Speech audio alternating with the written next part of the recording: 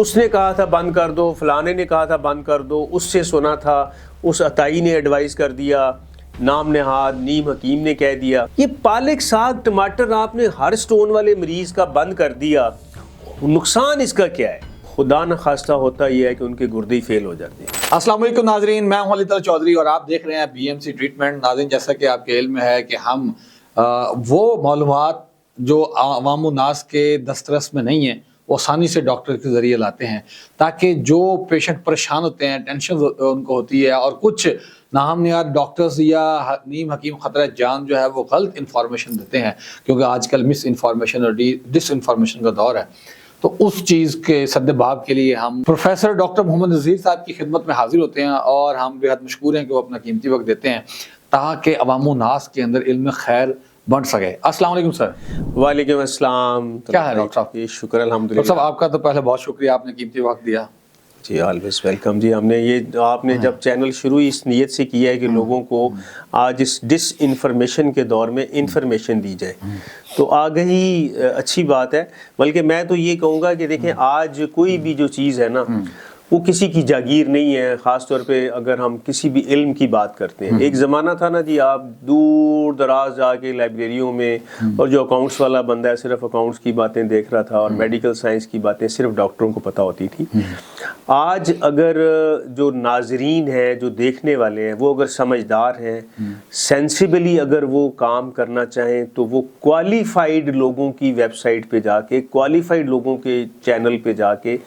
Qualified مستند ڈاکٹروں کی باتیں سن کے بہت ساری آگہی حاصل کر سکتے ہیں۔ یاد رکھیے گا، میں بار بار یہ عرض کر رہا ہوں کہ میڈیکل نالج بھی آپ کی دسترس میں ہے، لیکن آپ نے اپروچ کس کو کرنا ہے یہ بڑا میٹر کرتا ہے۔ آپ کوالیفائڈ مستند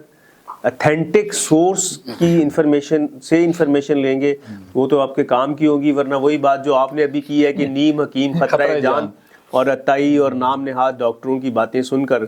آپ بہت سارے کام جو ہے غلط کر بیٹھیں گے، یا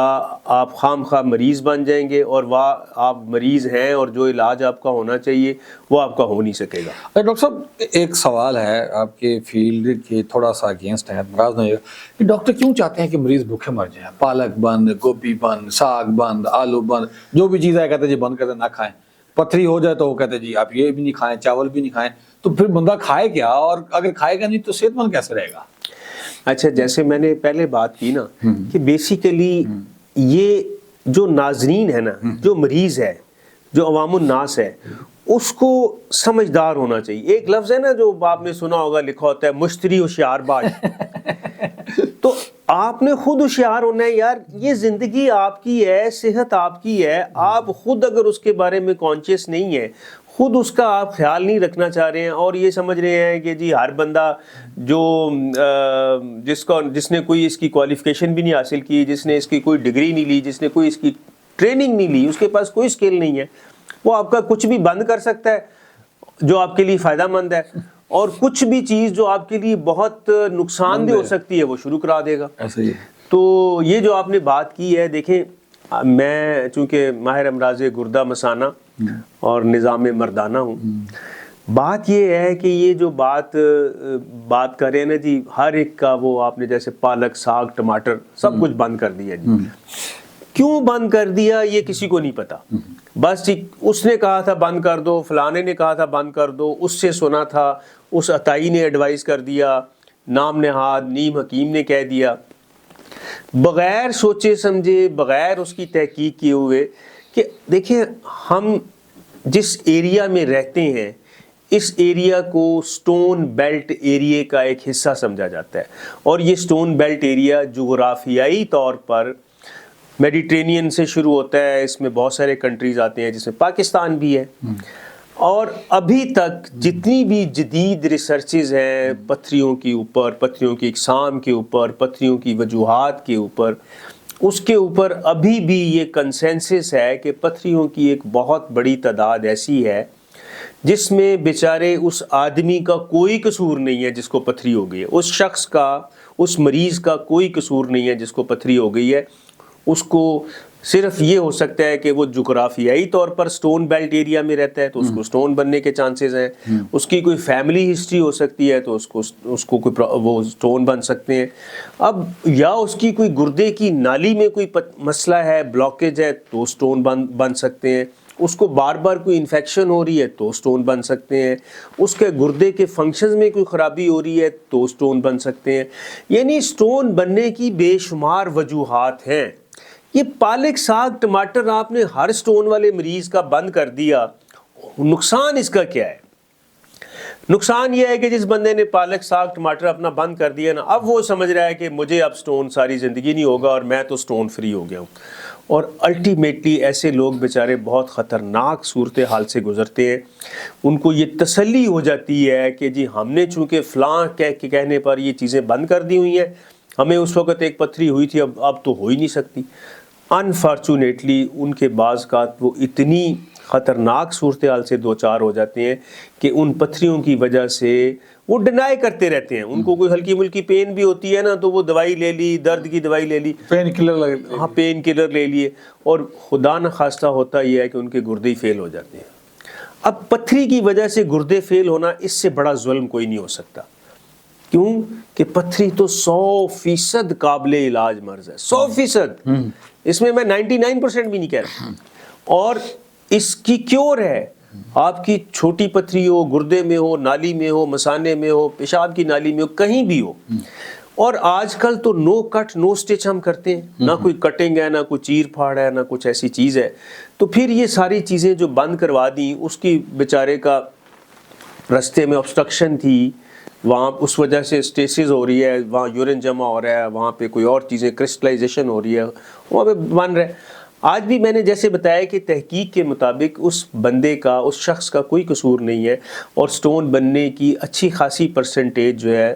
ایسی ہے کہ جس میں سٹون بننے کی ایگزیکٹ وجہ نہیں معلوم۔ اچھا، اب جو آپ نے بات کی ہے خوراک کے ساتھ، ضرور تعلق ہو سکتا ہے خوراک کے ساتھ، لیکن وہ کتنے سٹون ہیں آپ کو پتہ ہی نہیں ہے، نہ آپ نے سٹون کی انالیسس کرائی ہے، نہ آپ کو یہ پتہ ہے کہ اس کا کیلشیم زیادہ ہے یا یورک ایسڈ زیادہ ہے یا رستے میں خرابی ہے یا انفیکشنز ہو رہی، آپ نے تحقیق کیے بغیر ہر مریض کو یہ ایڈوائز کر دیا جاتا ہے کہ پتھری ہے، پالک ساگ ٹماٹر بند کر دو۔ اب ان چیزوں کے آج کل ویسے بھی ساگ کا تو سیزن ہے، سردیاں ہیں تو لوگ بڑے شوق سے کھاتے ہیں، لیکن وہ لوگ جو سارا کچھ بند کر دیں اور اس کے بعد ان کو اس کا کوئی فائدہ نہیں ہو رہا سوائے اس کے کہ جو بینیفٹس ہونے ہیں پالک سے یا ساگ سے یا ٹماٹر سے، یہ تینوں چیزیں اس کے اندر وائٹامنز ہیں، منرلز ہیں، آئرن ہے، فائبرز اور کتنی چیزیں ہیں، وہ ساری بند کر دی آپ نے۔ بندے کو نفسیاتی طور پر ایک ویسے اس کا دل کر رہا ہے کہ وہ مکئی کی روٹی اور ساگ کھائے اور آپ نے بند کر دیا، کیوں؟ وہ نفسیاتی طور پر بھی مریض ہو گیا۔ اچھا، اور جو پتھری اس کی رکنی ہے یا بند ہونی ہے وہ اس کو کوئی فرق نہیں پڑ رہا، وہ ویسے کیسے ہے؟ اس کی وجہ تو کچھ اور ہو سکتی ہے، کسی کو کیلشیم آکزیلیٹ سٹونز ہیں، کسی کو انفیکشیس جس کو ہم ٹرپل سٹونز کہتے ہیں، میگنیشیم امونیم فاسفیٹ سٹونز ہیں، کسی کو سسٹین سٹونز ہیں، کسی کو کوئی سٹون ہے۔ آپ اس کی صرف ایک تھوڑی سی پرسنٹیج ایسی ہے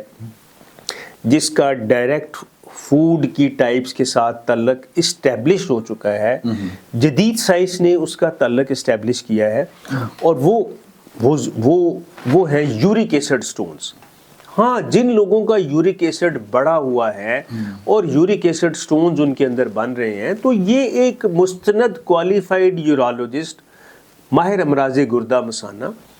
وہ اس کے ایکس رے دیکھے گا، سٹون کی ٹائپ دیکھے گا، یورک ایسڈ کا لیول چیک کرے گا، ایک دو جو بنیادی ٹیسٹ ہیں، سمپل باتیں، وہ کرنے کے بعد اس نتیجے پہ پہنچا جائے گا کہ اچھا جی اس کو وہ خوراکیں نہیں دینی جس میں یورک ایسڈ بہت زیادہ پیدا ہوتا ہے، ٹھیک ہے نا جی۔ اب اس کے اندر بھی موٹی موٹی جو چیزیں ہیں میں ضرور ناظرین تک پہنچانا چاہتا ہوں کہ یہ 2-4 خوراکیں ایسی ہیں جن کا تعلق صرف یورک ایسڈ سٹونز کے ساتھ ہے، یاد رکھیے گا۔ اب یہ نہیں ہے کہ باقی جو آپ کے 90% یا 80% یا اس سے بھی زیادہ، آلموسٹ 85-90% سٹونز ایسے ہیں جو uric acid, pure uric acid stones نہیں ہیں، آپ ان کا سب کچھ بند کر رہے ہیں۔ ان کا تعلق ہے جی سب سے پہلے تو وہ فوڈ جس کو ہم کہتے ہیں ٹکا ٹک، اس میں جتنے بھی آرگن میٹس ہیں، جیسے آپ کہہ لیں یہ دل، کلیجی، گردہ، کپورے، مغز، یہ چیزیں جس کو آرگن میٹ کہتے ہیں، ان کے اندر بڑا رچ مقدار ہوتی ہے ایسی چیزوں کی، میں ٹیکنیکل نام میں نہیں جا رہا، ایسی چیزوں کی جس سے یورک ایسڈ پیدا ہونے کا چانس بہت زیادہ ہو جاتا ہے۔ اچھا، اور پھر واقعی جن کو یورک ایسڈ سٹونز ہے، اس کیس میں پیور گرین لیفی ویجیٹیبل، جس میں یہ دو چیزیں ہیں، اگر ان کو اگر یورک ایسڈ سٹونز ہے اور وہ اسٹیبلش ہے اور یورک ایسڈ کا لیول پتہ ہے، تو پھر ان کو ہم کہتے ہیں کہ جی آپ ان چیزوں سے بھی اجتناب کریں۔ لیکن سب سے زیادہ تعلق اس کا آرگن میٹ کے ساتھ ہے، ریڈ میٹ کے ساتھ ہے۔ اس کو بھی ہم ہر چیز بند نہیں کروا سکتے، لیکن اگر بہت زیادہ ایکسیسو انٹیک آف پروٹین وہ لے رہے ہیں تو ان کو چاہیے کہ اس کو وہ کم کریں، اور ساتھ ساتھ یورک ایسڈ لیول کو چیک کرتے رہیں،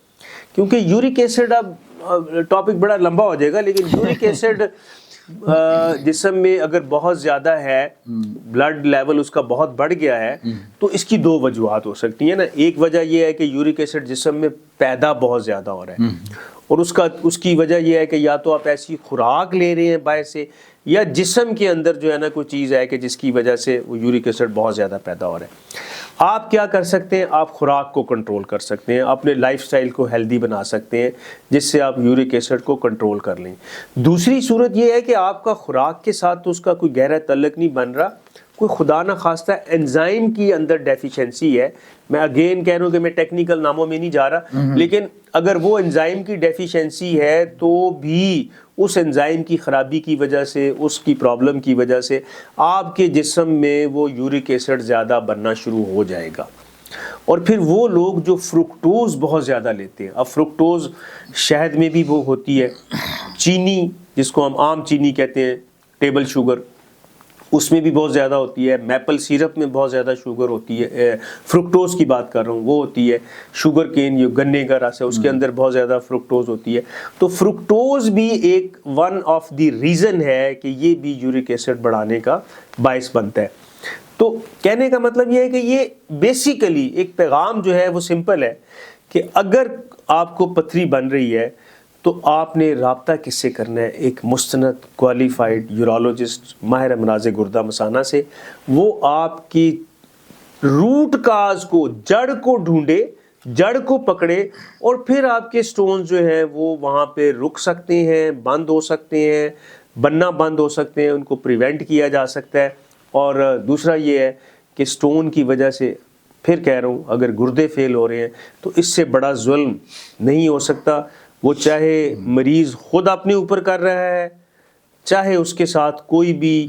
نام نہاد سو کالڈ ڈاکٹر، حکیم، ہومیوپیتھ، سنیاسی باوے جو بھی ہیں وہ کر رہے ہیں۔ تو یہ اپنے ساتھ نہ ہونے دیں اپنی اور یہ جیسے جن چیزوں کا ذکر کیا آپ نے، اس میں سے چیزیں اگر 80% لوگوں کے اوپر اپلائی ہی نہیں ہو رہی تو ان بیچاروں کا کیوں بند کر دیا؟ اور نقصان پھر وہی ہوگا کہ وہ سمجھ رہے ہیں کہ ہم نے یہ سب کچھ بند کر دیا، اب ہمیں تو سٹون ہو ہی نہیں سکتے۔ Stone many a Times silent stones بھی ہوتے ہیں۔ ضروری نہیں ہے کہ آپ کو درد ہو، الٹیاں آئیں، پیشاب میں خون آئے، پیشاب رک جائے، پیشاب میں انفیکشن ہو جائے، یہ سب کچھ ضروری نہیں ہے۔ ان سب کے بغیر بھی سٹون ہو سکتے ہیں۔ یاد رکھیے گا، اگر ایک دفعہ سٹون بن گئے ہیں، سٹون دوبارہ بھی بن سکتے ہیں۔ آپ نے ایک یورولوجسٹ کے ساتھ، مستند ڈاکٹر کے ساتھ رابطہ رکھنا ہے۔ تو ہو سکتا ہے سال میں ایک دفعہ آپ کا کوئی الٹرا ساؤنڈ ایڈوائز کرے، تاکہ وہ کیا کہتے ہیں، نپ دا ایول ان دا بڈ، جڑ سے ہی پکڑ لیں اس کو، سٹون بڑا ہو ہی نہ، اس کو وہیں پہ بغیر کسی پروسیجر کے، میڈیسن سے، ڈائٹ موڈیفیکیشن سے، لائف سٹائل موڈیفیکیشن سے، آپ کے ہائیڈریشن سٹیٹس کے، پانی کی کمی نہ ہونے دیں، گرمی سے بچیں، اور بہت زیادہ پروٹین ڈائٹ اگر لیتے ہیں اس کو کم کریں۔ لیمن جوسز اس میں بہت اچھے ہیں پریونشن میں، وہ لیں۔ اور اسی طرح سے نمک کو کم کریں، نمک اور چینی تو ویسے بھی جتنا کم ہو سکتا ہے اس کو ضرور کریں۔ تو انشاءاللہ تعالی مجھے امید ہے کہ آپ پر بے جا